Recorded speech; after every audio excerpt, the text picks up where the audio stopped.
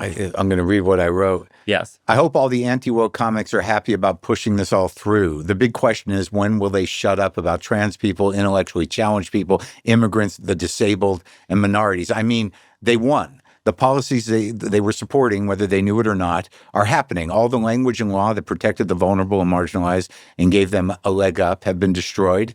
History is being erased and rewritten to support Christian nationalism. Creativity, tolerance, and the path to equality squashed. I hope it was all worth it so you can say the R word again.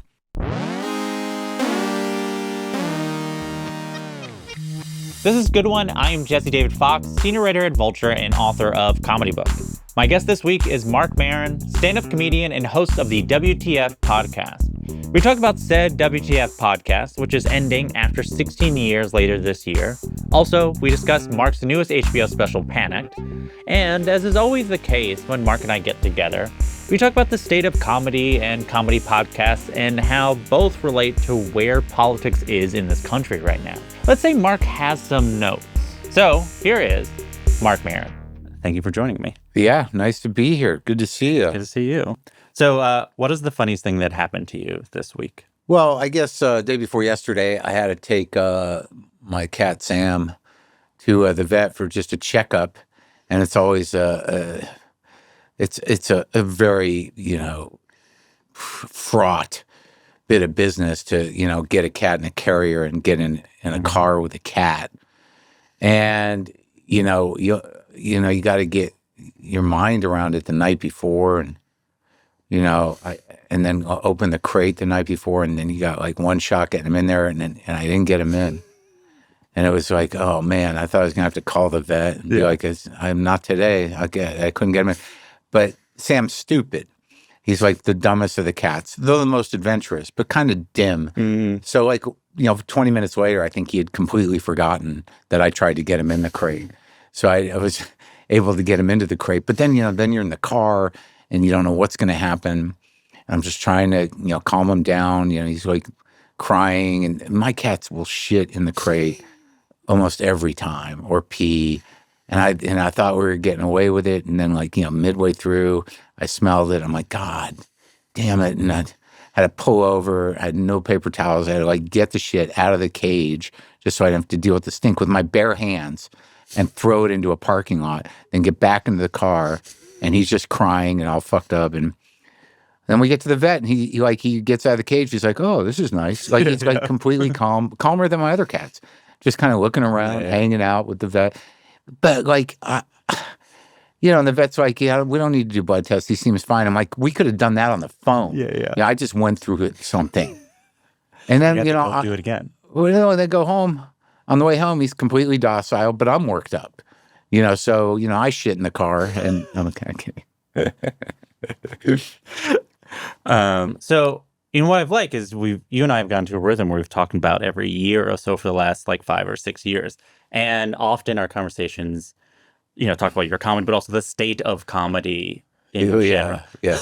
And your special has a lot of commentary on this sort of state of comedy. Do you like the special? Yeah, I thought it was great. Oh, thanks. I thought you were really on. Keyed in. Yeah. I feel that. There was no fear. The rhythm of it, and just sort of it's just like the one that's the hard jokes and the waiter that really hit really, really well. There's a lot of stuff in there, dude. Yeah. It's crazy when I look at it. A lot. There is a journey. You know what I mean? It's anyways, I'm not going to sit here and tell you talk about my own. No, it's nice that have you felt this happy about a special after you put it out? Well, the last few specials have come together okay, but I felt that something happened in this one where usually my brain, finds something to lock into, be anxious about, but I'd work the hell out of that stuff, and I'd really kind of trimmed it down. I do what I usually do. I leave a little space, and the week before, a couple of lines came in, were delivered to me by whatever, and they really were exciting to do. But more than that, you get this feeling that you really can't reinvent the wheel with a comedy special. Mm-hmm. No matter what anyone does to it, it's still just a guy on stage talking. But I had this production designer that did a very interesting thing. I was very obsessed with that theater. I was going to do it at Town Hall again, but I decided I didn't want to because it's too wide and too big. So I was like, we have to find a place that seats 800-900 in New York. Is there anything? So they found the BAM Harvey, which was kind of cost prohibitive. It was expensive, but I was obsessed with we went in there to look at it, and it was totally empty. And there was a couple of things like, there's no stage there. The floor, it just goes right to the first row. And I was like, all right, I might be able to work with that. It seems like it could be intimate. It's the right amount of people. But the back wall to me was just spectacular. It was the actual back wall of the theater. Just, you could see all the years. It's over 100 years old. And it had sort of a patina to it and different colors from maybe different stage paint or whatever. And I said, that wall's got to be part of it. And my production designer, Mark Janowitz, is like, yeah, I can see it. I'm thinking kintsugi. And I'm like, I don't know what that is. When I look it up, it's this ancient art of Japanese ceramic repair where they use gold. And I'm like, okay, I don't know what you're thinking, but that sounds great. So like all of the lights were with these kintsugi lines, which is a way of repairing broken vessels. And, and I am a broken vessel. So, and that with the wall. And then in the last two bits, which were fairly specifically, grief and trauma driven, he faded up those kintsugi lines. Like, this is all poetic, but I felt that I was organically in symbiosis with the space through the production design. So I found that kind of exciting. And the fact that I had no anxiety about anything. Yeah, I do think this special, that reminded me of how in End Times Fun, how Lynn Shelton, you're the director of that special, and your girlfriend at the time, who unexpectedly passed a couple years into a couple months into COVID.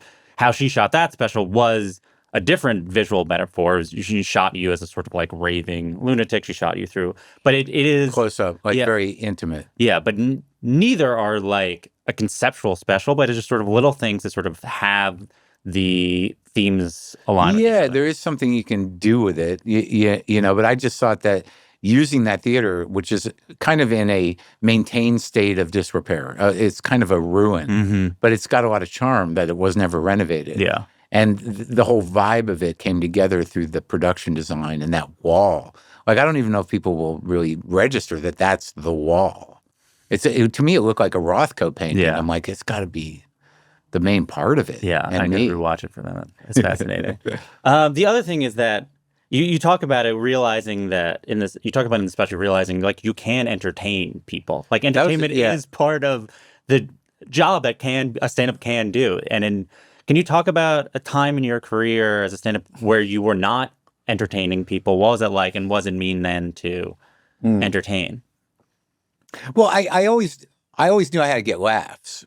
I think people generally frame that as the entertainment of comedy. So I knew I was engaging. I knew I was funny.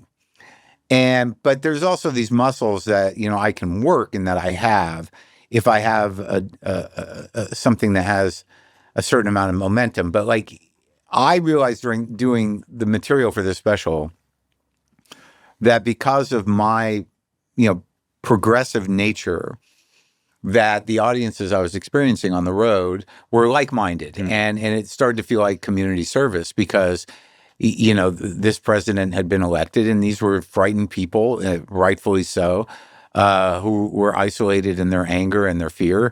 And so 800-900 people coming out these shows, it was like kind of like, okay, we're together. I felt that. So there was some part of it where, and I had to figure out the tone of the opening 10 or 15, it's probably 15, where I address, cultural reality and political reality, where, coming through it, and getting into that like-minded space and, not pulling any punches with the progressives either, that there was no solution. And so, like, I think it was kind of a revelation to me that, because fundamentally I think like, well, why are, it's like, why are we being entertained? We're in trouble. And then the sort of realization that, well, if everyone knows we're in trouble, then, maybe entertainment would be nice. Yeah. If you can't fix it. Yeah. So So there was that break in the special where when I say that, where I'm like, maybe I can just be entertaining. And I say, I don't know if I got into it to do that. I think I got into it to be a comedian, which is fundamentally a job of an entertainer. But I thought it was about me expressing myself and my point of view and how I saw the world and all that stuff. But I chose comedy, which is an entertainment.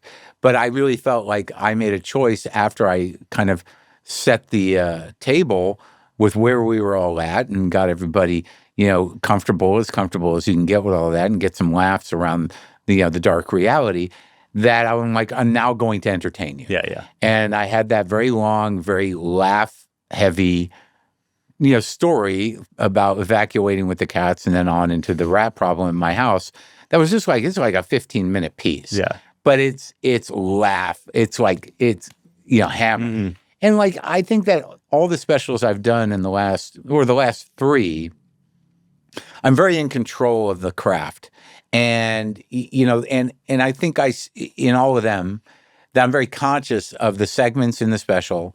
And also that, it was kind of a flex to me. Like I could do comedy like that all the time, but it is kind of exhausting.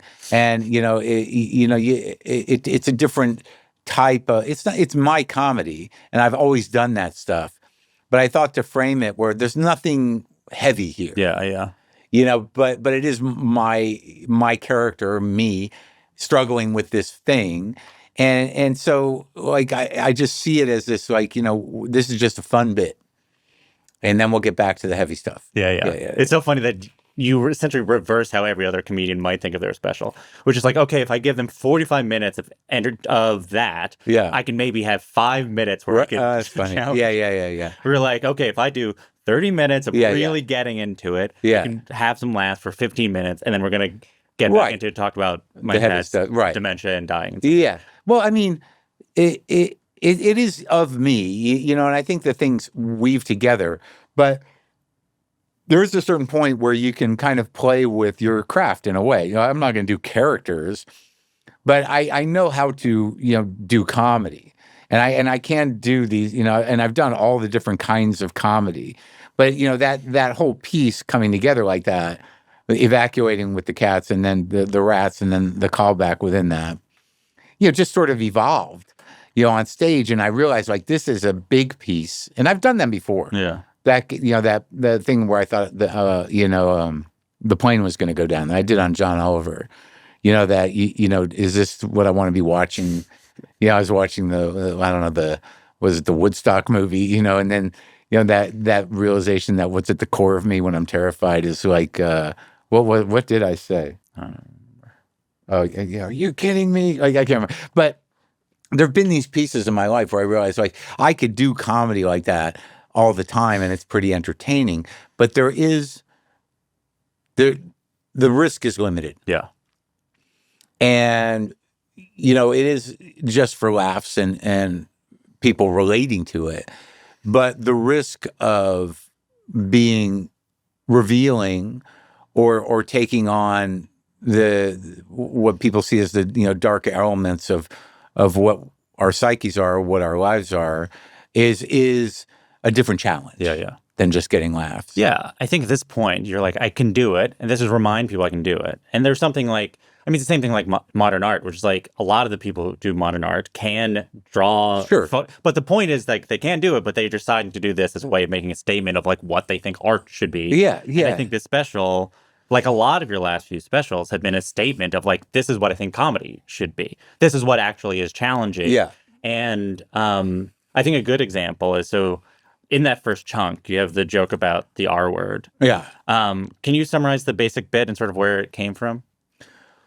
Well, it really came from the idea that, you could justify a vote for the worst of things because it services one thing you want. Yeah. Without foresight or without really taking into consideration the consequences. So the whole arc of that bit of, just, 50 million people are like, I kind of like the guy, And then it just evolved into the idea of the anti-woke angle of, I'm voting the way I'm going to vote because, I can't, I don't have freedom of speech, which it's a false premise. Yeah, there was cultural pushback and, it got a little weird with the canceling, but I really think it would have found its level and language would have evolved as it does. There's a lot of things we don't say anymore out of respect for people who we live among. Democracy. Yeah. So, but that's not the way it went. So the anti-woke thing, it was just about like, all right, you voted this way because of this one issue, but along with that, comes everything that we're living through. And was it worth it? And then calling back the R word was just a natural way to go. Yeah. And then I addressed that there might be people in the audience that are still uncomfortable with these. But then I kind of addressed the kind of use it as a way, the sensitivity of kind of like minutia issue driven progressive thought. Yeah. Without a true kind of umbrella of unified political thought. Yeah. I want to talk about each of those elements because I do think you do a really good job of using a good joke structure of setting up a certain way and then going to then like get through all elements of this argument. And I want to specifically focus on first the idea of the anti-woke comic and driving. And you wrote something after the ICE raids in LA and the bombing of Iran. Yeah. That I printed out, I was wondering if you could read, that kind of gets at exactly that. I'm going to read what I wrote. Yes. I hope all the anti-woke comics are happy about pushing this all through. The big question is, when will they shut up about trans people, intellectually challenged people, immigrants, the disabled, and minorities? I mean, they won. The policies they were supporting, whether they knew it or not, are happening. All the language and law that protected the vulnerable and marginalized and gave them a leg up have been destroyed. History is being erased and rewritten to support Christian nationalism. Creativity, tolerance, and the path to equality squashed. I hope it was all worth it so you can say the R word again. Yeah. Now, look, and I talk about in the special, like, they didn't think they were doing that. Yeah. I mean, it's just, we're all selfish. They thought that their fight was really about free speech, which wasn't on a constitutional basis. So the entire premise of we're being denied our free speech was based in the active kind of movement of democracy to move forward. Yeah. And I don't think they ever saw it like that because they're sort of like, come on, it's just words. You can't play Lenny Bruce anymore when the intention is not what Lenny Bruce was trying to do. Lenny with the word thing that he did, was striving for equality in it, where they're just saying like, it's fun to say these words. And like, I don't know how they know I don't mean it. It's like, but that's the real issue is normalizing the language again. Yeah. I think some people, I know exactly who you mean, or generally who you mean. When you say anti-woke comics, either you can say specific names, or what do you think of, or who do you think of, or what are you imagining for people who maybe are less familiar with? Well, no, I mean, there's a lot of it. There's the wormy way to handle it, like Bill Maher. Where you're like, hey, I'm as liberal as the next guy, but, the liberals have gone too far with this thing. People are getting, canceled or whatever. But those were corporate decisions based on, I think a misread of the public sentiment, in honoring, which it was good that they did, the kind of the kind of fragility of minority communities, based in ethnicity or gender, sexual gender stuff. So, that whole idea, Rogan and Hinchcliffe and, just a lot of these people just locked into this anti-woke thing. But now, the government, which is for all practical, good intents and purposes, is an authoritarian government, and we have a fairly dominant fascistic culture. Yeah. So they're using the same language, which is anti-woke, to dismantle all progressive institutions. And, whether you like it or not, or whether that's not what you signed up for, you tied yourself to that horse. Mm-hmm. Right? Yeah. And, it's not even a matter of unforgivable. It just is what it is. So you can backpedal all you want, but this is the reality. is that, democracy was squashed because of, the policy now of using anti-woke to dismantle the liberal democratic state is something you didn't shut up about. Yeah. Yeah, maybe it wasn't the same thing. Well, I just wanted to say the art. Yeah, so that's who I'm talking about. And look, I think a lot of them were just like wanted to land on the side where they could earn a living. It's challenging. To just and in that thing, it's at a point now where it's like you don't have the victim position anymore. You have the dominant position. So why keep kicking? Because it's hackneyed. That, you walk through a comedy club or you go to some in certain cities where it's like there's a prerequisite to do a trans joke. There's a prerequisite to do an R-word joke. There's a prerequisite to push the edge in a very non-risky way. Yeah. To not push a boundary, but act like you are. And act like your voice is somehow dangerous. Yeah. There's nothing less dangerous. It's boring. Yeah. To say what people want you to say is not doing it. You're not transgressing. Those particular people. Yeah. But, it really becomes a point of, does comedy, speak out for the American idea? Yeah. And certainly a lot of the comics that, I grew up liking that. There's always been a few at any given time who were actually kind of, pushing that envelope. Yeah. Really, it's usually just, clowns and jokesters. And I think a lot of those guys that do it are clowns and jokesters. Yeah. And they're not sophisticated political thinkers or not really principled in their feelings about what's happening in America if they know it at all. Yeah.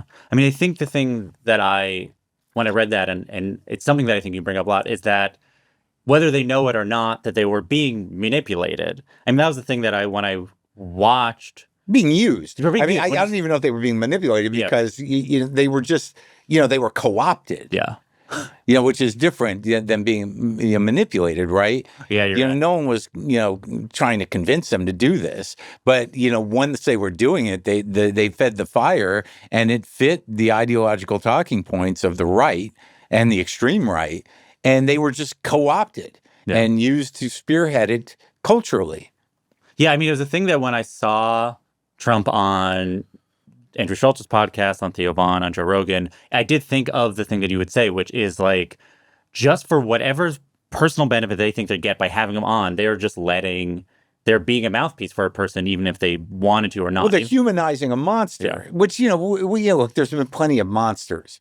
All right. But the fact that guy comes from show business and that these guys are like, this will be wild, man, to have the guy running for president and he's, and talk to him about Coke and stuff. I think it was as shallow as that, because I don't think that these guys frame him that way. Mm-hmm. That, and I have a hard time with, even, centrist Democrats and some of the left as sort of framing this as a two-party problem. It's an authoritarian problem. And, until somebody starts speaking in that language, on a big platform in a real way, that there's no two-party solution to authoritarianism. So, what happens now, and that's just the way I feel. But the truth is it's all based on how many people can adapt and how many people are okay in their life to whether they even give a shit. And it's very difficult for anyone to get, information that either they don't doubt or that isn't, totally biased or bullshit. So I know there's deeper levels of problems, but yeah, I mean, it was really like, some of the pushback is like when I said, have a white supremacist on their podcast, it's like, hey, he's never claimed to be a white supremacist. He doesn't have to claim anything. I mean, like this idea, it's like, well, he's not a racist. I'm like, what? Do 2 clicks of research. Yeah. Look at his cabinet. I mean, and look, I'm no bleeding heart, but it's just like after a certain point, just to make sure that I have a sense of what is reality. Yeah.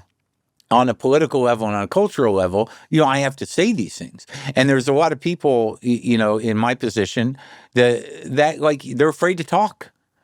So if people who are like-minded or think the way I do or lean that way, if they can't speak in their lives, I've got to figure out how to make it funny in a way that isn't just, snarky jokes about Trump, because that stuff falls short. You know what I mean? It's a fleeting defense. Yeah. I mean, I think a good example of that in this vein is the joke in the special about Theo Von having Hitler on his podcast.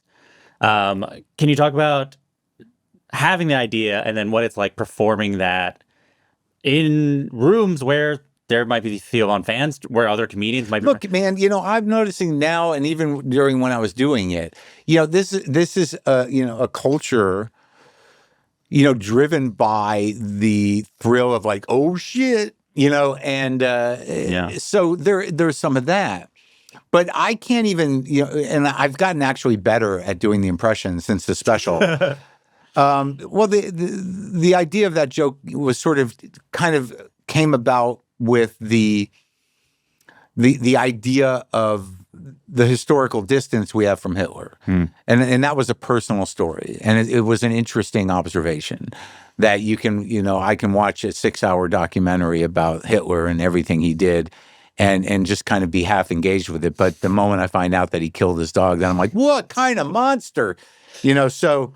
So that was humanizing Hitler. Yeah. To say Hitler is a fucking dick, no one says that. I mean, it's not only that; it's not just that it's a given. To say Hitler was a fucking dick is humanizing. Yes, humanizing the other way, not humanizing as in like, oh, he's just like us, but humanizing like people can do these things. Yeah. But like people, he's a monster. He was evil. But what a dick. So that was interesting to me on a language level.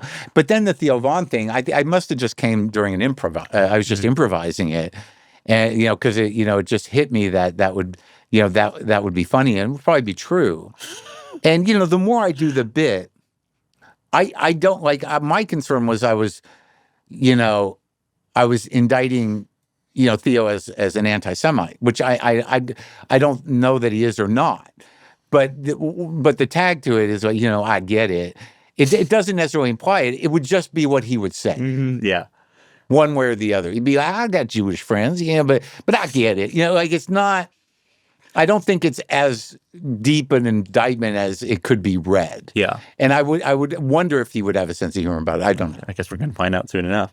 Maybe. Those guys don't engage me much. Yeah. And I don't know if what I do really lands in that camp. Yeah. I think they're at another level financially and fan-wise and everywhere else. But Tim Dillon has told me that no, they know. Mm-hmm. What do you make of? So, like, you are friends with people or friendly with people who are like one step removed from these. No, I know these guys, and I, like for just my nature as a person and as a communicator and whatever.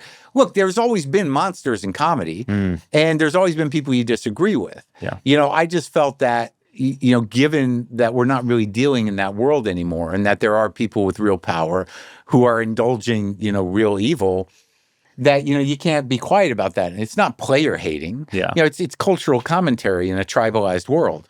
So, but if I saw Tony, he'd be like, "Hey, man," and I'd be like, "What's up?" I'm not going to be like, I'm not talking to that guy. Yeah. You know what I mean? I know we're still peers, and that whatever shots I'm taking, there's a weird kind of thing in the community where it's like, why you got to bust on your peers? I'm like, well, they represent something. And, this goes back to a joke I did years ago that I did about Adam Sandler. Yeah, I wrote that down. Yeah, that like, I mocked, because I felt that joke that I did on Conan about, the Adam Sandler fan on the skateboard or whatever, was an indictment of a youth culture that I thought was inane. Mm-hmm. But Sandler, took it personally. And it was really this idea, but you're a cultural icon. Yeah. So you're not beyond, it's not even reproach. It's just that we have to be able to talk about you. I know we're in the same business, but it really wasn't meant as a dig towards you. But, it becomes impossible to separate, and you just got to take the hit. Yeah, I mean, I think you also, with that joke, and then I think you have an understanding of where comedy is in the culture that I think a lot of comedians delude themselves about. Oh, we're just jokers up here. We're clowns. No one cares what we're doing. What we're doing don't matter. It's all a fuck around. Where, like, I think from that Sandler bit on, you were always like, this is mass culture. It clearly, presidents go on your podcast for a reason. You can't laugh it off. And I think People running for president. It's a very different game. Well, that's the other question. When you see people running for president going on podcasts, do you have parts? We would never do that. Oh, really? Do you feel do you feel at all reflect upon your influence on having podcast seem as a political space in that way? Well, I mean, I think that we went out of our way to, the only thing that made it a political space when Obama was on was that he was the sitting president. But the goal was not to do that kind of interview. Yeah. That wasn't going to, necessarily service policy or have that wonky conversation, but we never have politicians on. Because, I have experience in talking to politicians from Air American stuff, and you cannot have a campaigning politician on, almost in any way without signing off on whatever they're doing, even if you're pushing back. It just, you're giving them the space. So you want to be part of their campaign, even if you're pushing back, you're still part of their campaign. And they're going to use you as such. Yeah, especially now where they can just use the clips where you're not pushing back. Yeah, and do whatever they want. Yeah. I want to specifically ask, so you set up that they do it because they want to say the R word, and then you turn it back around and you do say it yourself. What was the conversations with you? Was that always built into the joke? How did that arrive? Were there debates about that? I mean, within me? Yeah. Yeah, I mean, look, I have done, whatever all these guys are doing, I've done every kind of bad, tasteless joke. I've been doing this a long time, and I was a button pusher, and I was a guy that wanted to sort of take it to the edge. So I had bits many years ago about the nature of the word retard. Yeah. And and the difference between how it's used and whatnot. And it wasn't until somebody who had family member who sort of explained to me that it's not about those two uses or whatever. It's really about the pain it causes anybody who has someone in their family and that person. The pain it causes by marginalizing them more and not finding a way to sort of integrate them into the culture of who they are. So like and that happened to me. Yeah. And then you just start to realize that all these words. The reason why these guys and people like to say them is they're full of juice. Like there's a thrill to it. Yeah. Especially if you get a laugh, and it always will. You know what I mean? And it is sad to, have to let that word go. Yeah.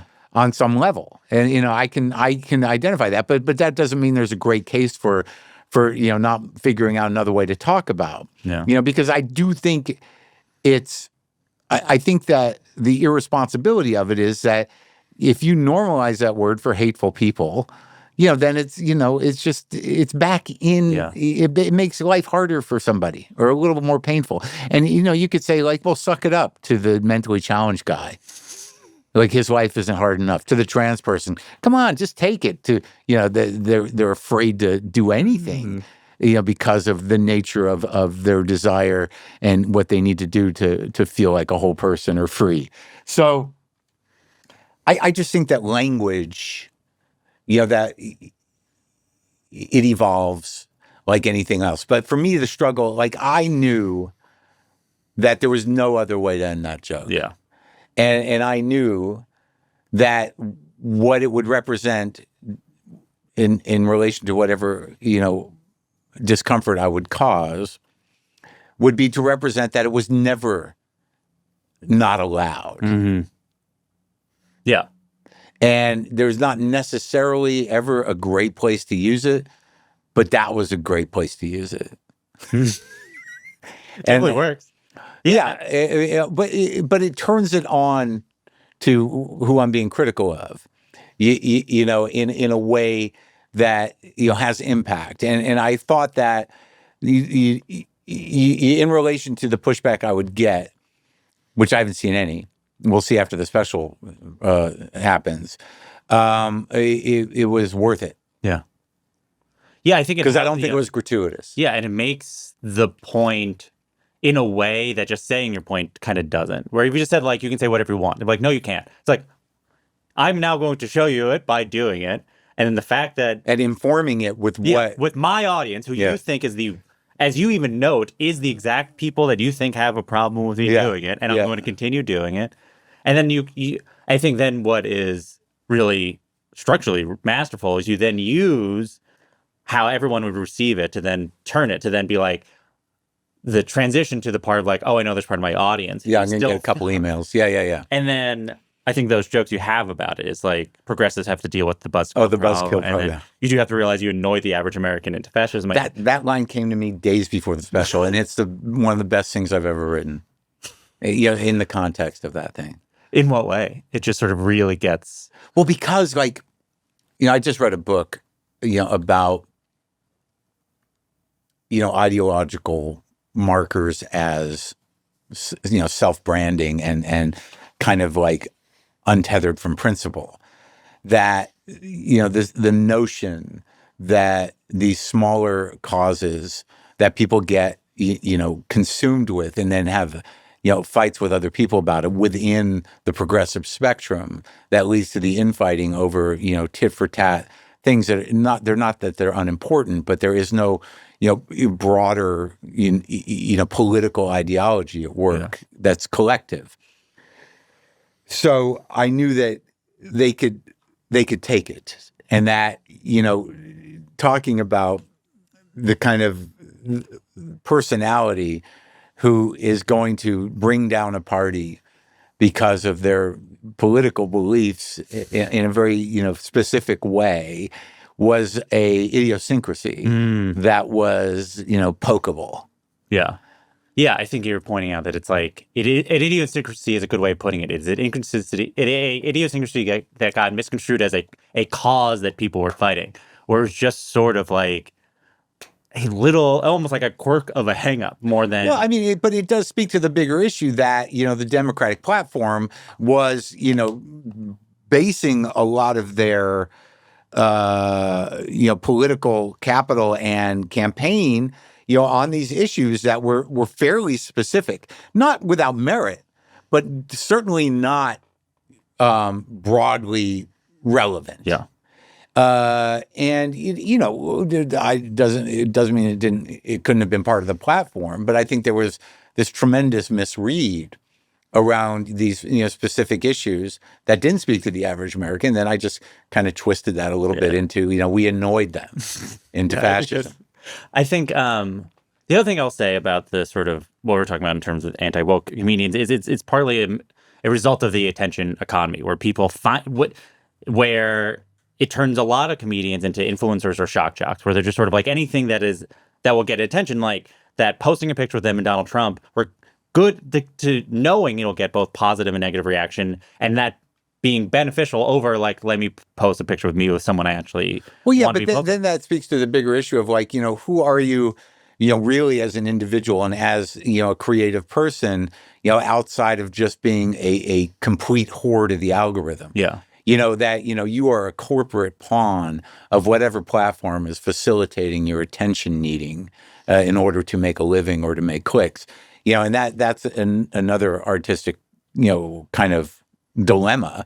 But I think that, what you're saying is right, that the idea that there's juice in all this, but it all just feeds division. And I kind of stay out of the broader cultural dialogue around this stuff because it doesn't facilitate a solution anymore.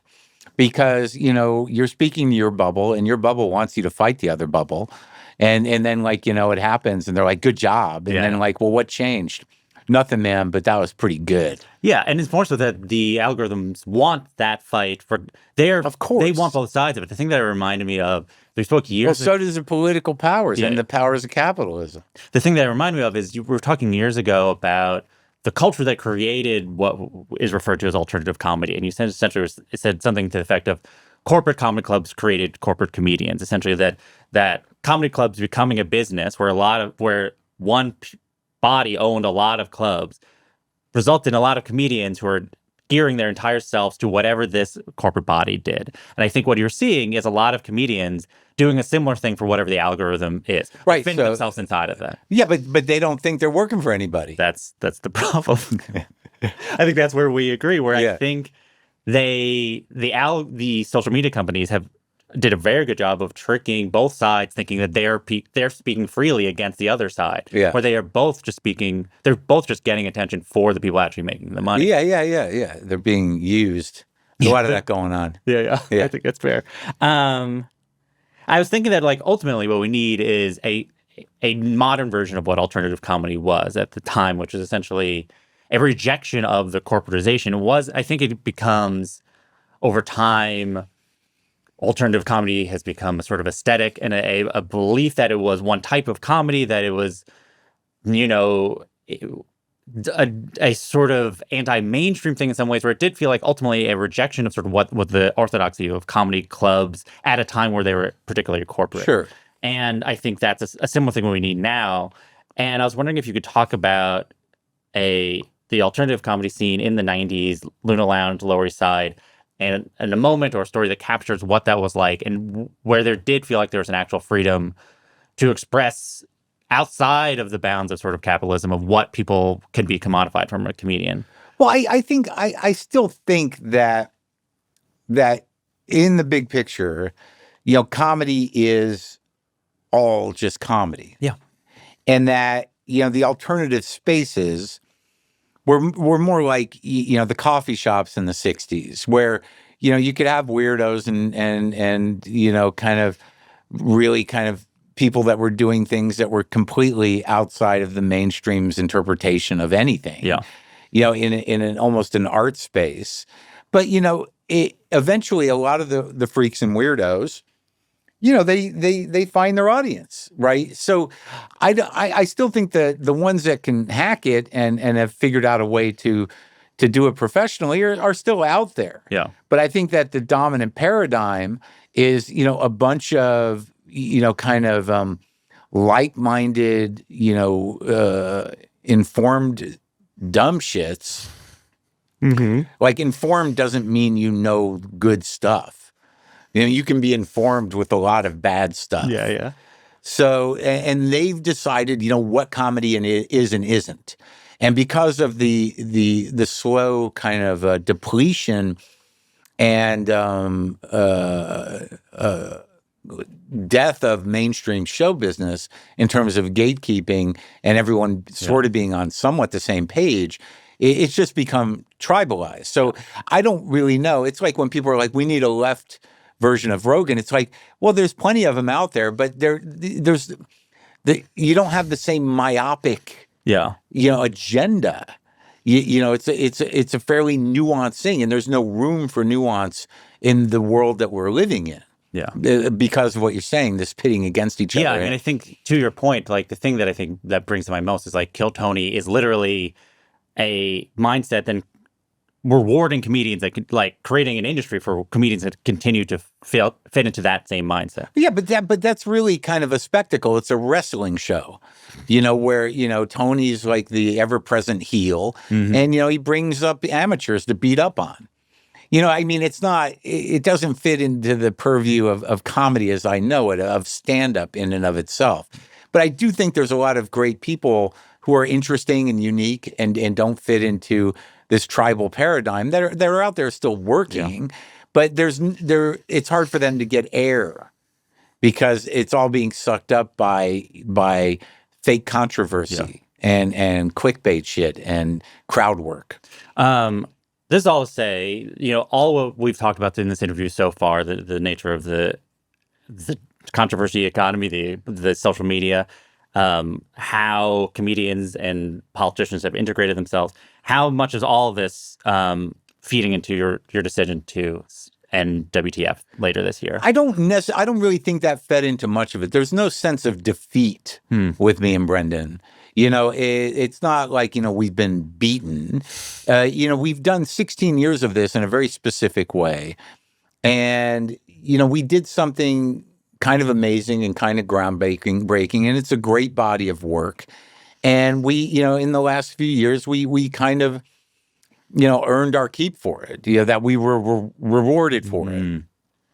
So it really just comes down to the fact that, if we're just doing it because we do it, is that a reason to keep doing it? We were never in the business of content providing or chasing anything. We remained audio because we believe that audio is still the most intimate format, and that the way you can sort of finesse it is unique. So this is not.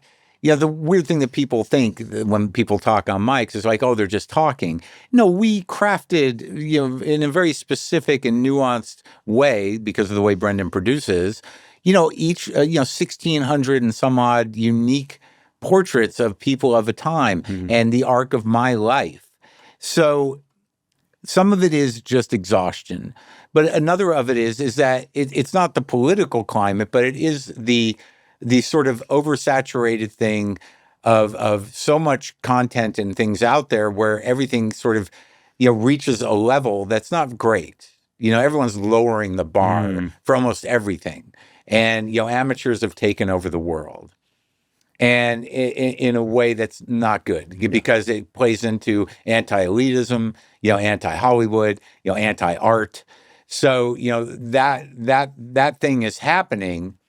Whereas, like, if we stopped, and we've done great work and look at it as a body of work, that if we stop, then we guarantee our legacy. Yeah. And, for whoever cares. But to us, it's important that, we are tired. We have done great work.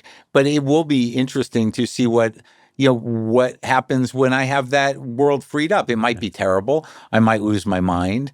I'll definitely do comedy. I might end up talking on a certain level. I know I have the weight of my particular fans need to feel consoled or seen by the way I talk, and that's probably the hardest thing. But I'm not feeling any real regret about stopping because, it's a long run, dude. And the only reason that stopping something freaks people out is they don't understand why. Yeah. Well, when you do a body of work that has maintained its integrity and quality for as long as we have, the risk of, not being as passionate or just seeing it as something you do or a job, and what that might imply in terms of quality or, your own kind of like exhaustion or just, feeling like it's a job, what that'll imply, or what that'll do to it. And also the idea of like, like, oh, are they still doing it? It's a very interesting thing because Stern talked about it. And I think the one we're going to have is hanging it on burnout. I mean, burnout is real, and we definitely have that because we're a two-man operation. We're not great at delegating because we're crazy workaholic, kind of. But I think the interesting thing is Stern is like, he said on his show, it's like, wow, if Maron's burned out, well, I must be dead, and he doesn't realize the irony of that. Yeah. Right. Yeah. And I don't want that. Yeah. And I was never as big as him, but still, you know what I'm saying? Yeah. Yeah, I think it's like it's similar to, I think, a lot of people's response is like, then just do one episode a week. Sure. I mean, that's true. But I think that ultimately, again, to sort of chase the requirements of, an audience in relation to content, that, we don't want to half-ass it. We did a thing. Brendan, wants, time. I want time.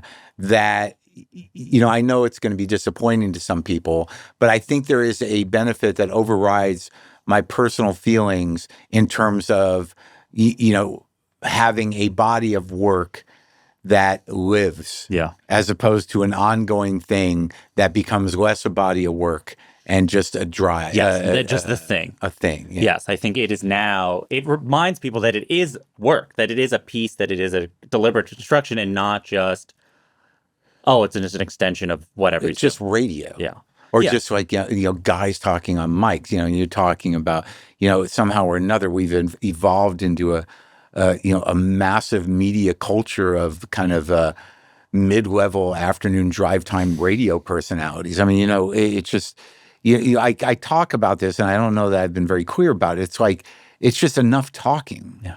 You flip around, and it's just like there's just hundreds of sets of 2 to 3 white guys sitting behind microphones, talking about the last time they shit their pants as adults, or whether or not they, use socks when they're masturbating. It's like, how much, and that's just, Sure, yeah. It lowers the bar of the expectations. So now that that's been diminished, and that though, WTF was, at the beginning and maintained its thing, there's no way you're going to be able to kind of not, you don't want to drown in that. Yeah. I have to do my due diligence. I'm going to run through names, and you can tell me if you think they'll be on in the last few episodes. Okay. Steve Martin. I don't know. It hasn't really come up. He was very, but again, because everyone talks so much now, and now everyone's got a podcast, it seems like a lot of people that were, more specific about what their needs were and coming on, or just, blathering on everywhere.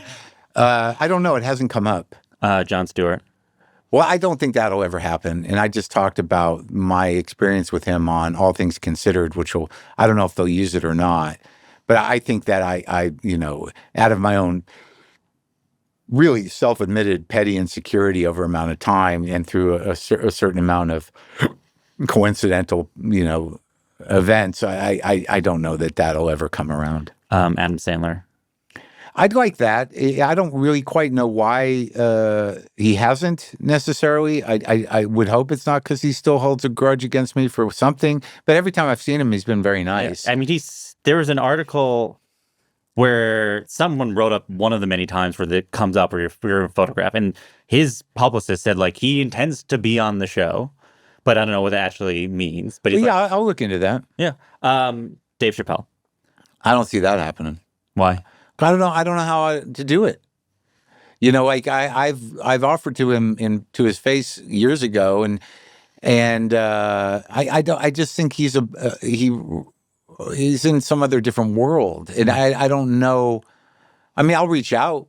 That wouldn't be bad. I wouldn't mind it, but I think we just sort of gave up on it. And I think he may be always on the list, but I'll make sure he's still on the list. Yeah, it just seems like of the time that defined the last 15 years of comedy, you and that show. And in so much the show is a portrait of comedy during this sort of ascent of what comedy is. Well, that would be interesting because I think, at his best, he is a real thinker. Yeah. Decisions he's made to me are something questionable and that could be talked about. But I do think at his best, when he's not just trying to be shocking, he's got a very sophisticated way of structuring humor. Yeah. Yeah. I mean, in the Are We Good documentary that's coming out, or that was filmed of you, there is a moment where, I don't even know what you're commenting about, but you're talking about Dave Chappelle, and there is a feeling of like, everything in the world is going on, and he's spending an hour and 10 minutes talking about trans people again. And it does seem like there's a frustration you have as a person who, I think like me, believes he has the ability to be one of the great comedians. Sure. Yeah, I think that like, if you could kind of dig in there, it's something personal. Yeah. Whether it's a community-based prejudice or a religious-based prejudice, but it seems personal. Yeah. One other thought I had, I was reading the Defector article by Diana Moskowitz about WTF that it seemed you were really touched by. Yeah. And she did point out two episodes that I thought were right to point out, which was the Ian McKellen episode, which I remember distinctly. I still have a sense memory of the ending where he reads. Yeah. Or memorizes, just does Recites. Yeah. Yeah. But she also pointed out that Louis C.K. is a major part of the history of the show. The episode where you guys confront each other about the history of your friendship was once called the greatest podcast episode ever, and I think will be remembered as seminal. You had him on other times, and also even that your response to when the New York Times story came out is also remembered as sort of one of the things distinct about the show. Is there a world which he would come And back? It was diplomatic. Yeah. I don't know, because I think he kind of dug in to his position on it. And, I've seen him a couple times lately, and he's been perfectly nice, which was not always the case. And he seems to be doing fine comedically. It would really be whether I was willing to understand why he felt betrayed or mad at me. And then, where do we go from there? And I don't know that it's my job. I think he has settled into his position on it. And I don't think it's, I would have to think about what we could do there, because I think he believes that he was, the victim of that. And in relation to other monsters who were in that spectrum, I understand his point of view, but I don't know where we go with the conversation. Yeah. And I don't know that he'd be willing. Yeah. Obviously, you don't have to reveal who the last episode is. You can if you want to, but I assume you won't. But it might be just me. Yeah. Well, that discussion is like, what do you want the last episode to feel like? Well, I think it would be interesting. Like, I think we've talked about the idea that if Obama wanted to come back and just have a conversation about where he's at now, that would be interesting. Yeah. Short of that, a sketch show. Did you see? Yeah. Him and Larry David are making a sketch show together. Yeah, there's something, okay, but there's also something disappointing about it. Mm-hmm. But, to explore, his idea or notion of what's happening culturally and politically in light of his belief system around politics would be interesting. But I don't know what the last episode will be. Yeah. I get that. It gets a sense of what you want it to be like. One thing I was thinking about I'll miss is, and maybe this is morbid or this is the nature, when people die, the tradition of posting the episode. And there's something about that I've always, that is another thing you pioneered. It's not a thing that people focus on, but there is something about that is unlike really, like, obviously there's been tributes that, like, someone dies at the Tonight Show, they'll show a picture of them on the Tonight Show, something like that. But like, there's something different about those things where you really, and because they're heard differently, and they're which I think is a testament to the type of work that Brendan and I did. Do you think you'll miss that aspect of it, of posting dead people? Yeah. Well, I think they're available now. A lot of those episodes, they're all available, and at the time where we were doing that, we had to pull them out. And kind of do that. But I do think that, that was purely in memoriam. Yeah. Because I think that, things blow by us and you think, well, that's a good talk. But, once someone's gone and you listen to Patrice or you listen to Norm or you listen to, any of the ones that we did that passed, you're like, you're like, oh, this is really him. Yeah. And you don't really notice that when they're still alive. Yeah, yeah. You're kind of like, wow, I never knew that about him.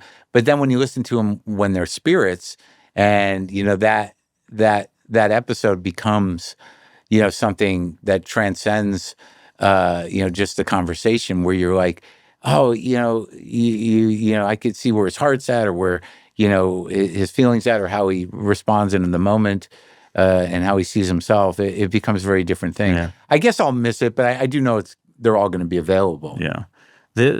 I can't remember. I think on a podcast you mentioned that the two events in your life that were sort of shocking to a point where you had to reflect about what you wanted from life and who you were your second divorce, which the sort of difficulty of that divorce and your financial situation, out of desperation, you created WTF. The other one was Lynn's passing. Yeah. And I do think in many ways, Lynn, the arc of you processing on that on air was the culmination of a lot of the project that you were working on in WTF. Yeah.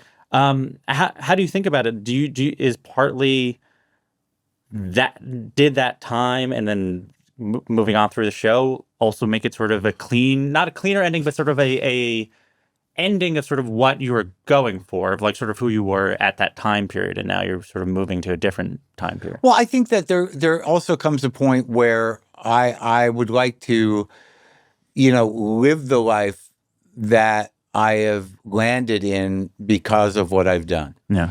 And the process of moving through my life publicly as I did in a, a 90% kind of, open way. Yeah. Like it's definitely, I've arrived at a place, and also through age. And there is an element of me that's sort of like, well, I've arrived in myself, in my body, and the work of that and the journey of that is public. And how do I exist in life, without this? Because it is a big part of my social life. It's a big part of me, getting out of myself and talking to other people. It's a huge part of my entire being, and out of it came a lot of things, and people have moved through, divorces and breakups and deaths and romances and other issues I've had, and I've moved out, through them too. But I think one of the things that happens with, I think, almost anybody is that, yesterday starts to seem very far away, because, the life you live is generally pretty mundane. It's a bunch of tasks and things that you have to get done and stuff. And then when you put stuff out in the world, you're not really sitting with yourself too long, but other people are. Yeah. So yeah, there is some part of me that like it would maybe want to just sit with myself and see what comes of that. Yeah. But yeah, the thing with Lynn, and being public about that, what it was sort of a denouement moment. Yeah. For the possibilities of emotionality, if that's a word, that's public. Yeah. I was thinking about your acting work, which hypothetically you can have more time to act. Who knows if you will? Yeah, yeah. You will.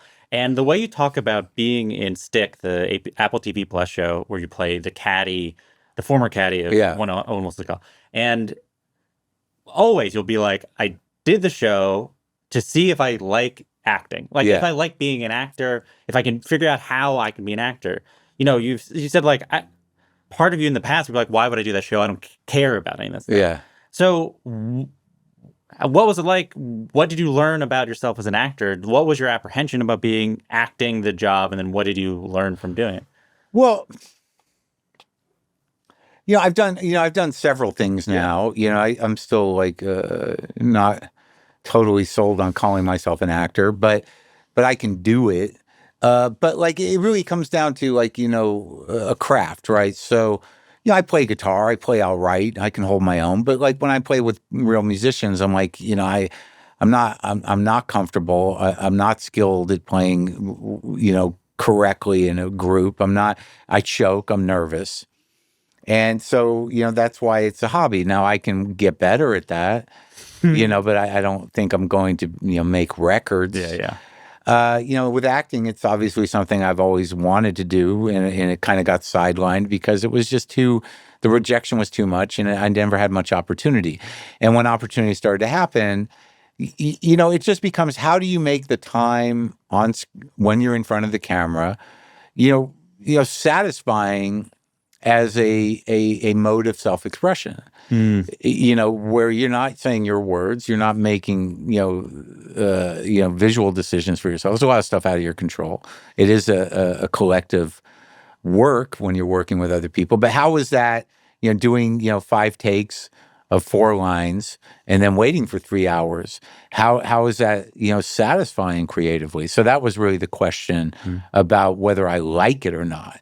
And then like the next level is like, well, if I'm going to do this, how do I make it, more challenging or more satisfying to me as a creative outlet? I know myself well enough that I'm not going to transform into a Russian or something. Like I'm not, that good. But I do think that when I watch other actors that, you kind of turn parts of yourself on or off, and, you figure out the character's intentions. And so like, as I headed into Stick and as I headed into being the lead in that indie movie, that I have no idea what will happen with that. Now we're going to wait for Sundance. So that's like, it's almost like it didn't happen.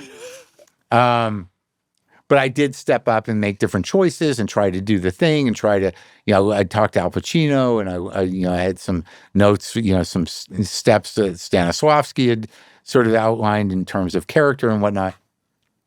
So it's just a matter of like, do I remain interested in getting better at that? Yeah. Now with Stick, I felt like, my resistance to it was like, yeah, it's okay. You know what I mean? When I read the scripts and, but then when it, I don't know anything about golf and I still don't, but the idea of playing, alongside of Owen, and we are two guys who are really stifled with grief and with, him with his life decisions and surrendering to sadness, that it was something I could relate to. And it would be interesting to see if him and I could work it out. So that was sort of the challenge of that. And also to do it in the context of a character. Obviously I've worked through some of this stuff publicly, but, what is that guy made out of? And, a lot of people are like, well, you're just doing you. I'm like, I don't know that that's totally true. Like I have that in me, but I think a lot of people have ideas of who I am, but not unlike most actors, they are them. Yeah.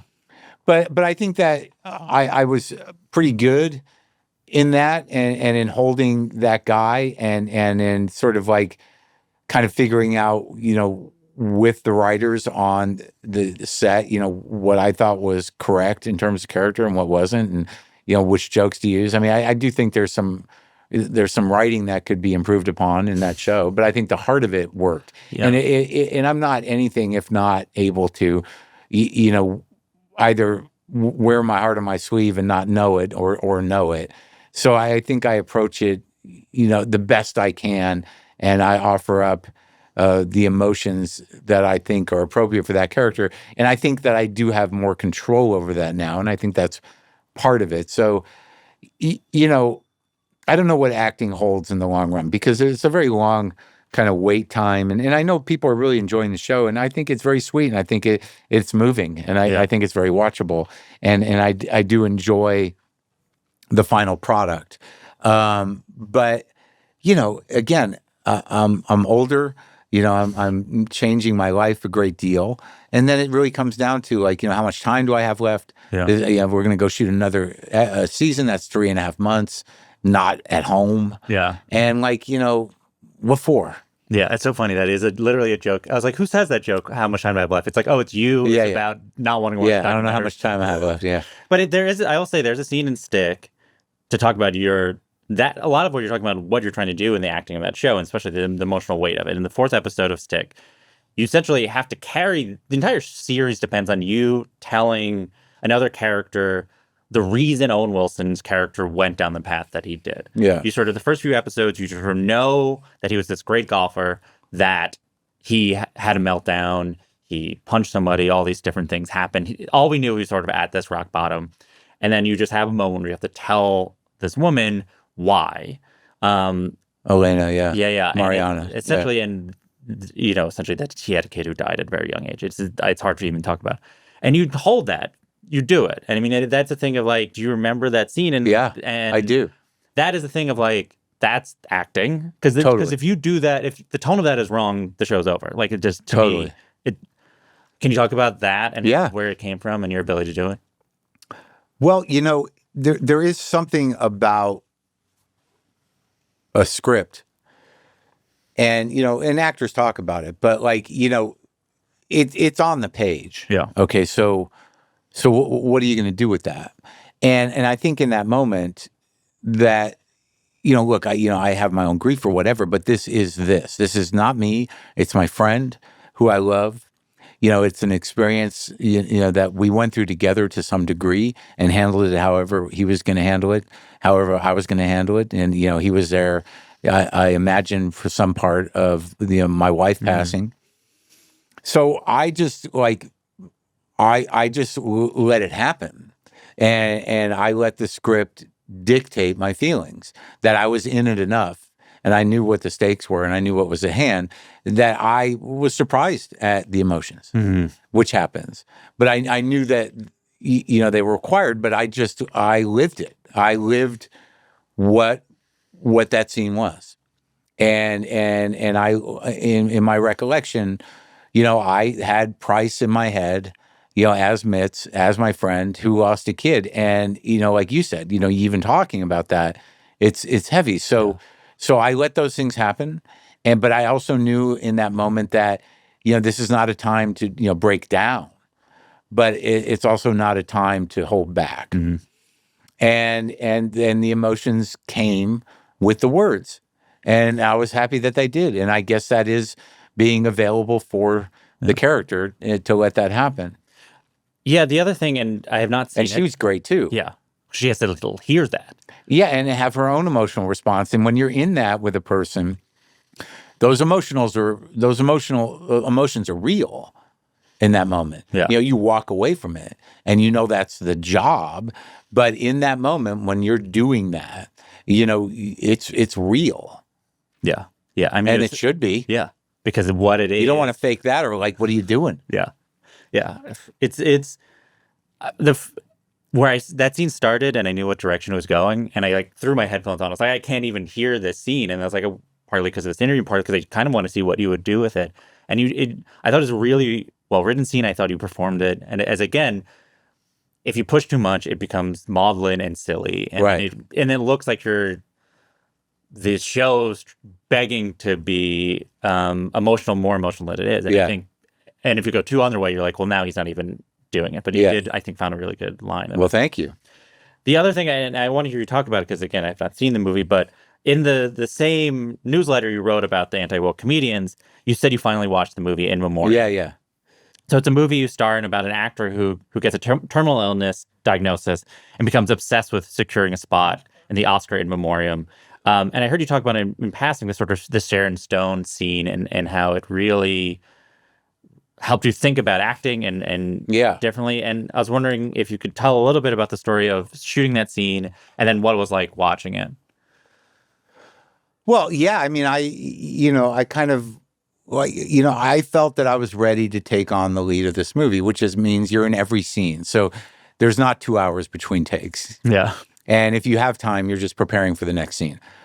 And this scene was like, it had a lot of levels to it. Every scene, I don't remember who told me, maybe it was Rockwell, but every scene's like a play. Every scene has an arc. And this one was complicated. And, and it was, I don't know if it's nuanced, but like, the scene is really, she plays an ex-wife of mine. And I've been through a lot of wives. And her and I were co-stars in movies back in the day. And our fourth movie flopped and, we broke up and I kind of went my way, kind of trying to stay in the acting game, but there was a lot of distance between us. Mm-hmm. And she went on to be a multi-Oscar winning actress and a big movie star.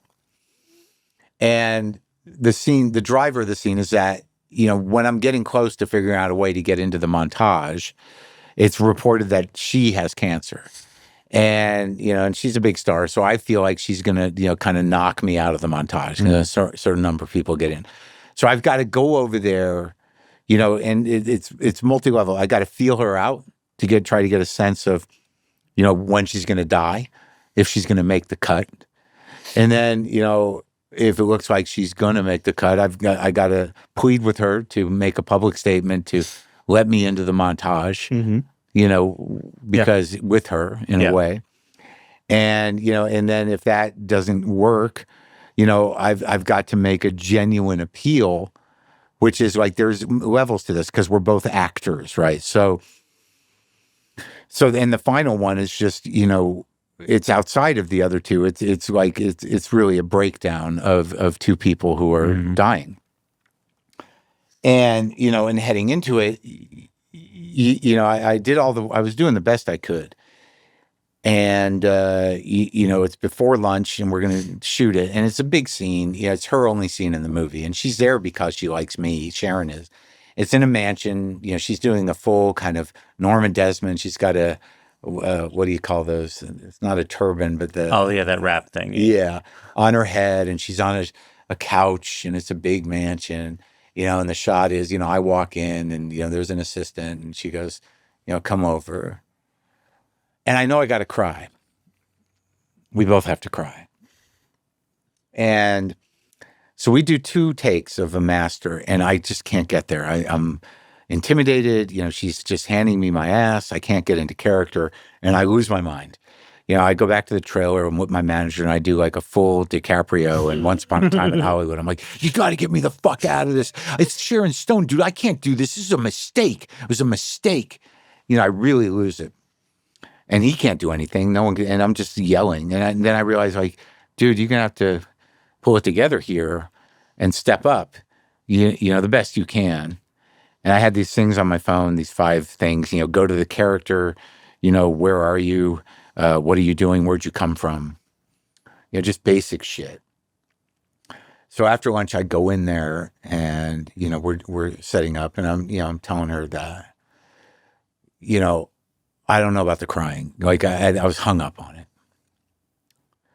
Because I can't do it on command. I got to feel it. And it is in the script, but it is a little convoluted because of the nature that we're acting, And, because with the daughter, I could find the tears, at least 2 out of 5 shots, because of the script. But this was, there was levels to it. And I said, I don't know about the crying. She goes, it's okay.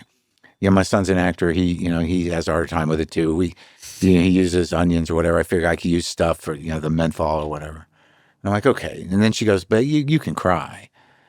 And I'm like, she goes, well, what makes you cry? And I'm like, well, a lot of things. I'm at that age. It's surprising. She says, I think we know. I know what makes you cry.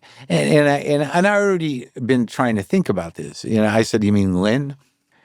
And she goes, yeah. And I go, yeah, I know. And she goes, look, just play the scene to her, and I'll make sure she's here. Like, I don't even know what that means, but okay, okay, actor lady. But what it did,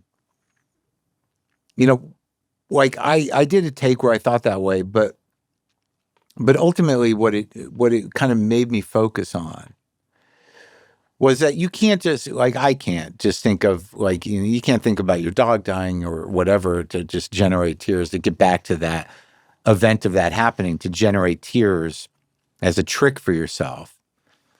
But ultimately what I was able to put in place was the idea about just how thrilled and how much, joy Lynn got out of seeing me act, because she was always like, you were an actor, and she was always a big champion of that. So the idea of whether, Sharon brought her there or whether I did, just the idea of Lynn experiencing this, with me was enough to get me there. Yeah. So we did the levels, me going like, so what do you think, Christmas or, and then, me pleading with her, or not pleading with her, just going like, could you just help me out? We're both dying.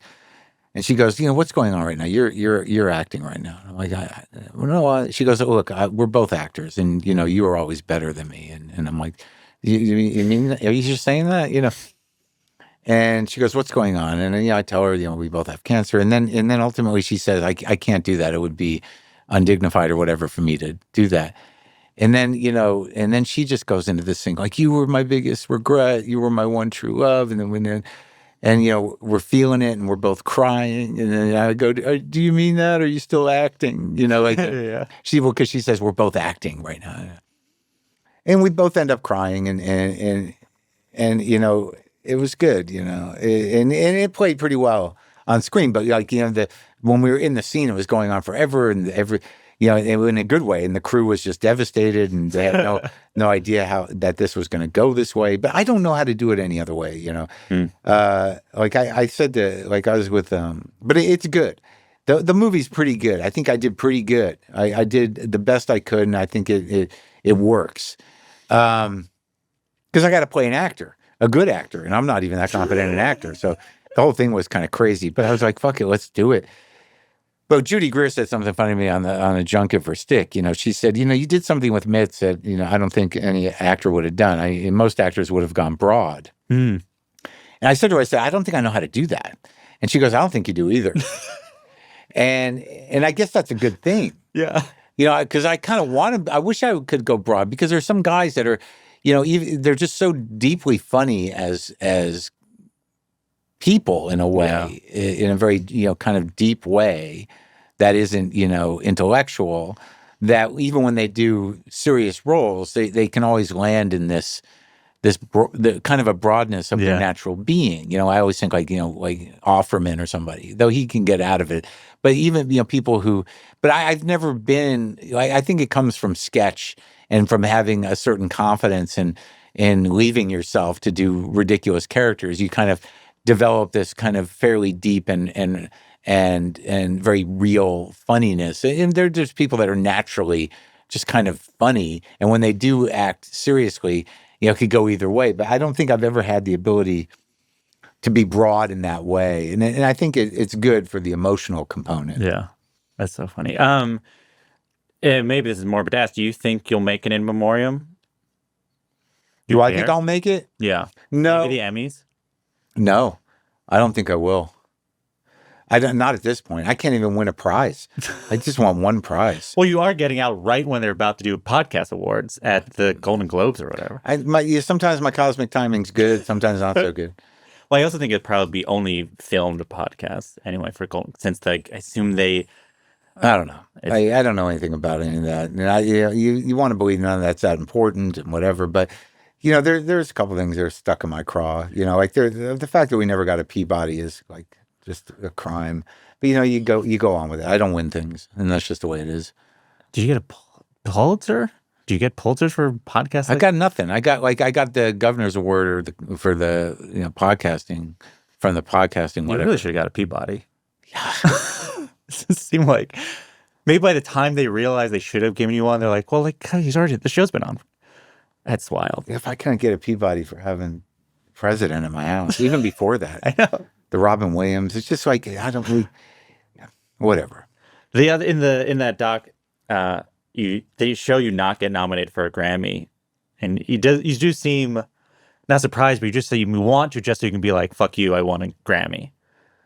How much is it fuck you, and how much is it? Oh, when I talked to my dad, well, then I said but I don't even know who I'm saying fuck you to. Yeah, it's like there's no one out there going like, yeah, that guy, he should never get one. Yeah, it's not about fuck you. It's about dumb kind of recognition. It's about validation, and it shouldn't be external. And I know we all tell ourselves that, well, it's not really a meritocracy, and the voters are this, or maybe someone doesn't like you, or the people that vote for these things are this or that. But there is a point where you want, I got a nomination for SAG Award. That was nice. It was from the actors. But there is sort of it is still validating. Yeah. Despite however you're going to deconstruct it as not being based on anything but just individual people, many of whom have not seen the thing. Yeah. But still, there's just a validation there, and I'm not thrilled that I want that, but I think it's not an unusual thing to want. I mean, do you have a sense of? I mean, how would I put it? Look, I didn't deserve the SAG Award for Glow. Yeah. But it was exciting and inspiring to me to get nominated. I do think that From Bleak to Dark fully deserved 100% the attention over the other ones. Yeah, I mean, it just seems like you have a body of work that has moved comedy forward, definitely, in terms of, Richard Pryor existed and created sort of idea of what modern comedy would be in terms of how open you are. But I think you pushed it and you figured out where it can go and had the bounds of it. Yeah. And then with the podcast, I think you pushed human speech forward. And I'm not saying that, I'm saying in a jokey term because it's huge, but I do think, there just was not a place really where people recorded that and before and really now seems like... I think I pushed the depth of emotional conversation. Yeah. Yeah, I think so. Yeah, I know body of work's important, and you're right. Comedy-wise, I have a pretty impressive, a pretty good body of work if I really think about the specials. But all these things, I still can't not get suckered into the excitement of something being like, well, this is it. I know. Yeah. Because it just never is. These things come and go, and they live someplace far away.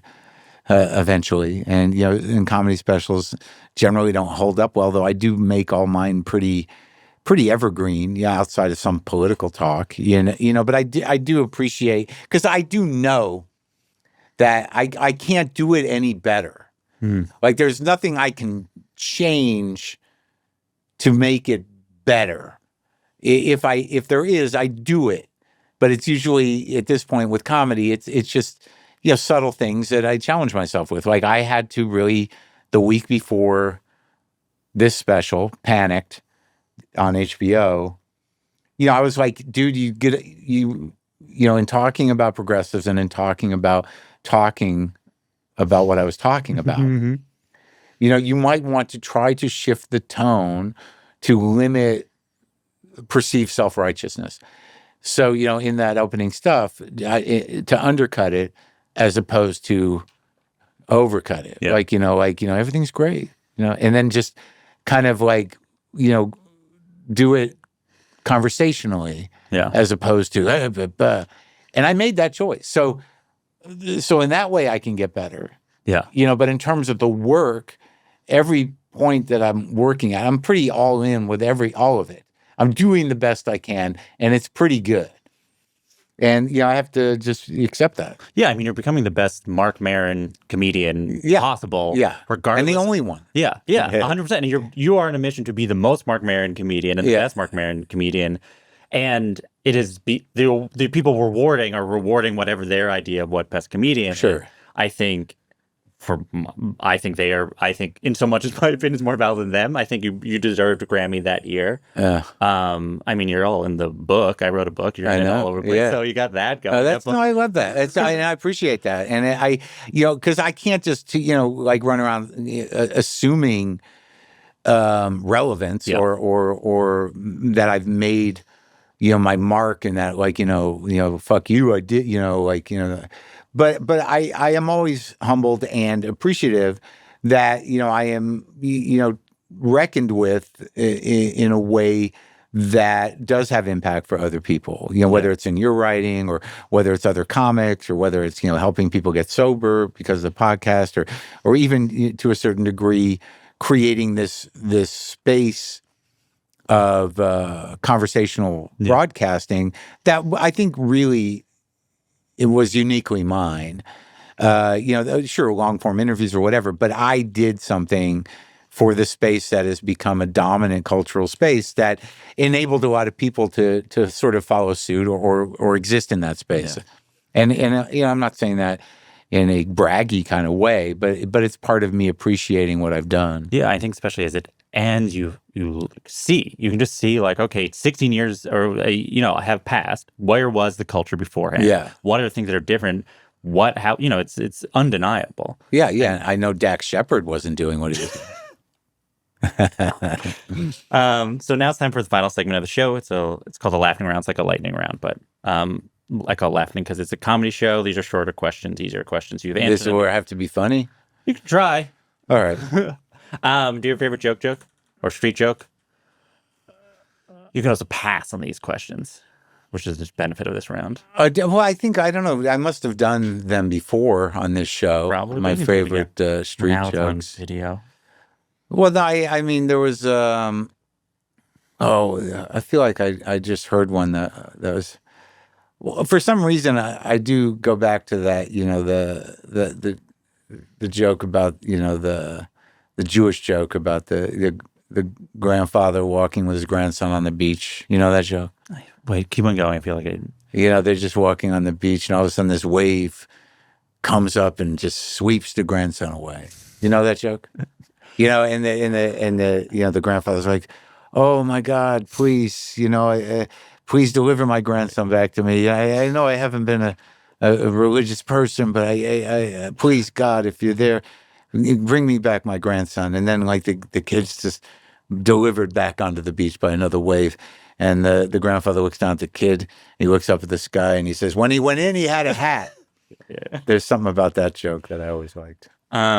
Is there a joke you've seen a comedian do recently that you wish you can steal? You wish that you thought of it. You wish you had that angle that you could do it.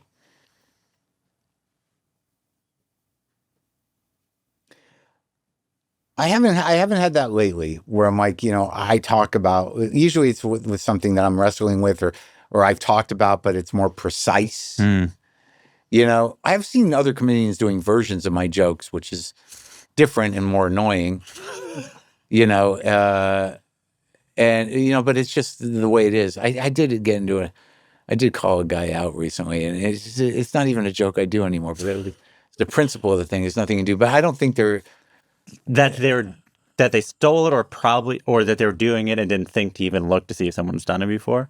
Well, one of them was a pretty specific sort of rewriting of it.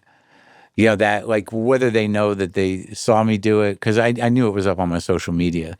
Recently, my social media guy put it up there it's an old joke, but it's uniquely mine. Then I saw a pretty big comic, do, kind of the exact joke that I did many years ago. And, these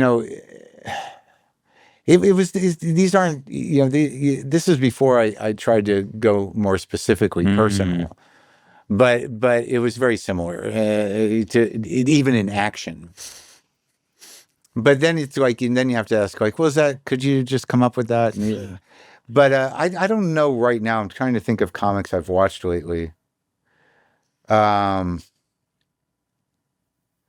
I find that in a general sense, people who are simpler than me in terms of how they present, like, I can watch Nate Bargatze, and say like, well, that's a pretty solid way of sort of elevating something pretty simple. Yeah. And just as a skill, I think like I did more of that. And when I do it, not like Nate, but when I can find the simplicity in something that is right there in front of you, it's very exciting to me. So I think that he's an inspiration on that level, that I can deal with the sort of the mundane and elevate it.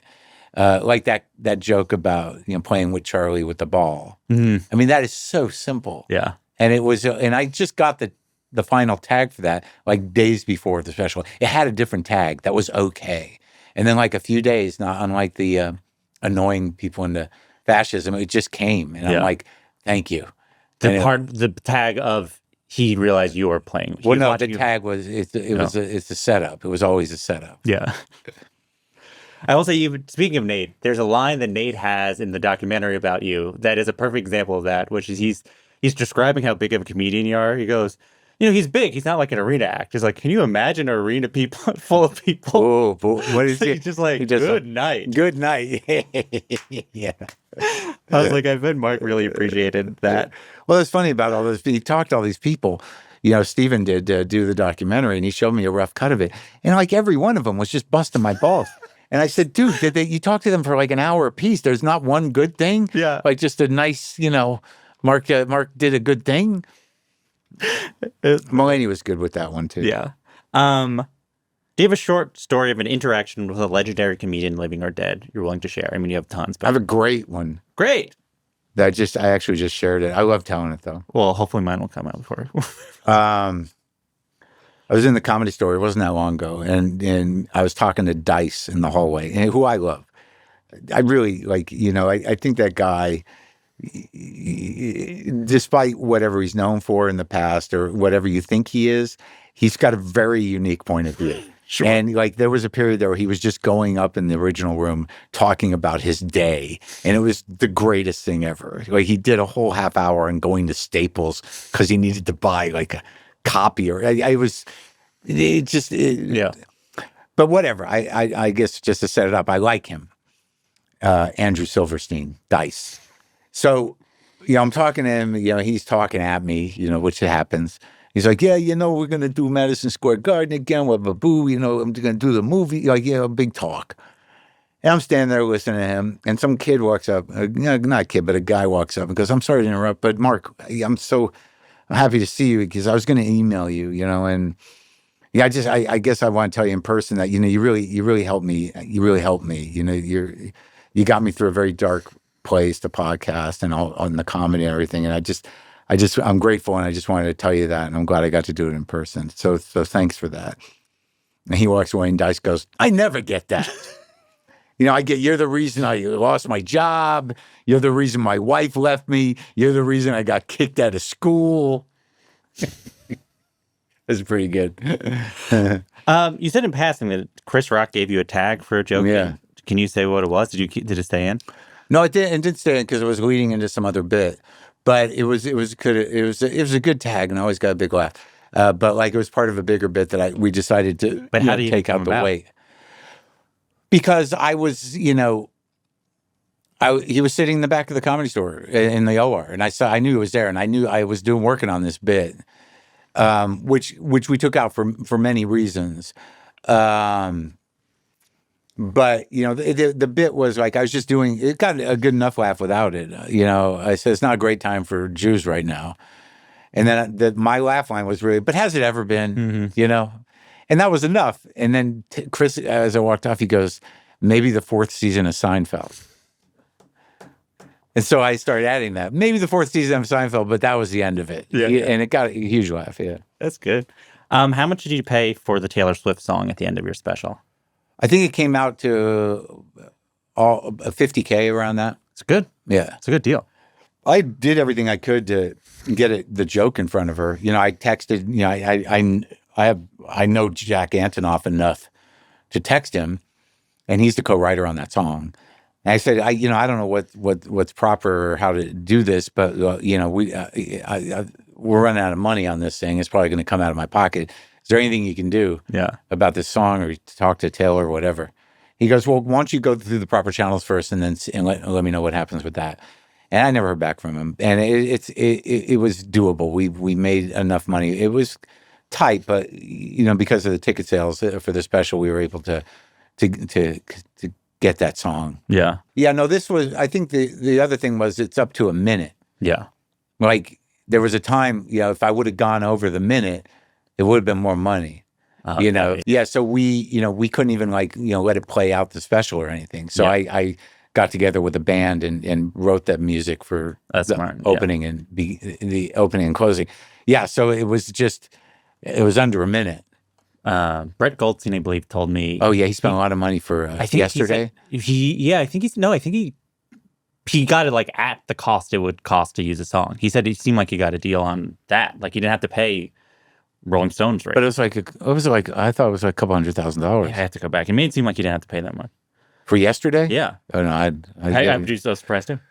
It's a funny thing. It's one of my favorite things about comedians is they're just like, this joke is too good. I've already done it too long and cannot pay the money for it.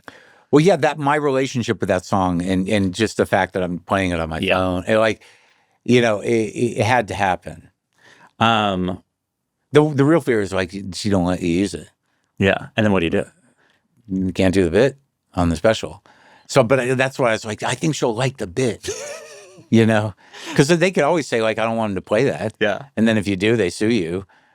So, but they signed off on it. I have no idea if Taylor Swift saw the bit. I guess we'll find out soon enough.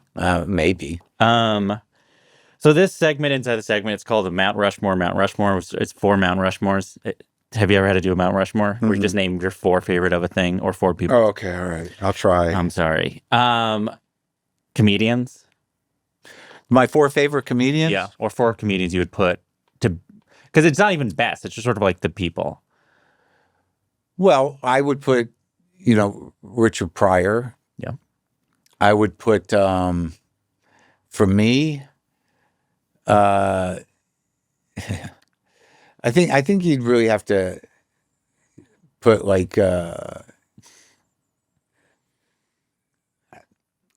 as time goes on, I think you got to put Rodney up there. And I would put I guess I'd have to put Bill up there, Hicks. And then, I think I would probably put for me, I think I'd probably put Bamford up there. Yeah. I will say the Reddit of my post, the Reddit thread about when I was on your podcast, there's a lot of people complaining about how much we praise Maria Bamford. And they were just like, what are they talking about? I was like, because I think I said on your show what I believe. She's the greatest living comedian. Yeah. And I don't think people like... Well, she's one of those things where you talk about alternative comedy, or you talk about like that comedy is that, I believe in another time that she would have been unstoppable. It's because she is one of those examples that, tribalized comic fans and people that don't, aren't open to the depth possible of stand-up as a form do not know how to receive her. They do not know how to adjust to her as a comic. And she is a pure comic. Yeah. So that's really on them. Yeah. Because nobody is doing the level of social commentary, of emotional commentary, of commentary about her own mental health, all the spectrums, spiritual, like she covers all and does voices and humanity. Yeah. She does it, all of it in, through characters and other, it just, but she's exactly why she is a great example of people who are so, I'm not even going to say dumb, just limited to be like, wow, she's weird. I don't get it. To dismiss her because she is weird. Yeah. And she is difficult. But let it happen, man. Yeah. All right. So what is a joke that didn't work that you'll go to your grave thinking it was funny? That you were right, they're wrong, even if it never worked? There's always one of those. Sometimes I hang on to them for a really long time. Well, there was one that I just really, I still don't understand why I couldn't get it to work. Because sometimes it's just a beat thing, It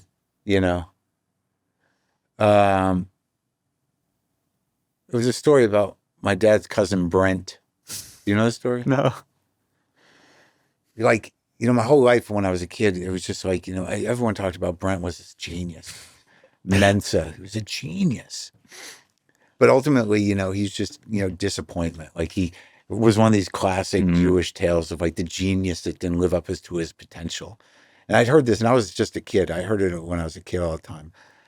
And he just became this kind of like, not a ne'er-do-well, but just kind of like a, guy that just squandered his genius, And I remember one time him and his wife, it was probably in the early 70s, late 60s, we were living in Albuquerque. And Brent was driving across country with his wife. And at this point, that was the thing, is Brent had become like a chef, like a cook, worked at a restaurant, the genius, And he was coming to stay at the house, and I was like, kind of nervous to meet the genius. I don't know that I ever met a genius before. And he was just this guy, just like a schlubby guy. All right, so that's the genius, right? And then, before he and his wife left, he cooked my family breakfast. And he's just saying, I gotta be honest with you, those are the best eggs I ever had.